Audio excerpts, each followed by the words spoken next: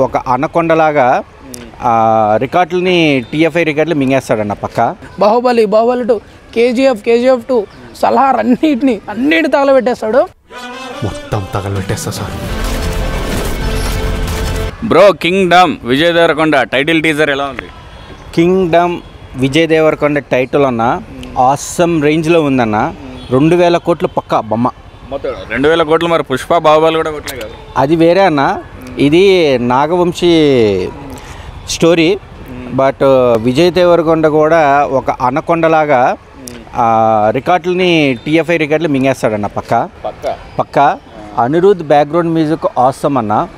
అంటే ఒక రాజ్యం గురించి ఏం జరుగుతుందా అనేది కథాంశంలోకి వెళ్తే కనుక వైల్డ్ కంటెంట్ చాలా ఉందన్న. ప్రీమియర్ మూవీస్ కన్నా విజయ్ దేవరకొండ లుక్ ఆసమ్ అన్న. ఆ లుక్కే మనకు Vijay Deverakonda mind of sense అనేది క్రియేట్ అయిపోయిందన్న. సూపర్ ఉంది.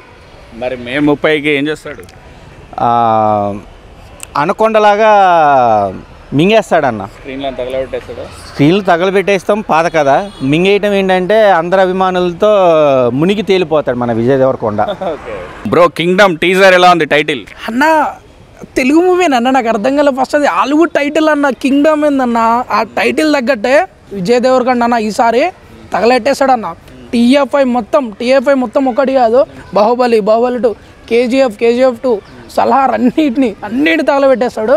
గెటప్ బాగాలేదని ట్రోల్ చేసే వాళ్ళకి ఆన్సర్ చెప్పిండ అన్న. గెటప్ అంటే హీరో అంటే మంచి హెయిర్ స్టైల్ లుక్ షర్ట్ వేసుకున్న హీరోనా. రియాలిటీ స్టోరీ ఈసారి కొత్త ట్రై చేసిండు అన్న. లుక్, బాడీ, పర్సనాలిటీ, ఇంకోటి లాంగ్వేజ్, నెక్స్ట్ కొన్ని విజువల్స్ అన్న రియాలిటీగా ఉన్నాయి. అంటే ఇప్పుడు కొత్త వెరైటీగా ట్రై చేశారు.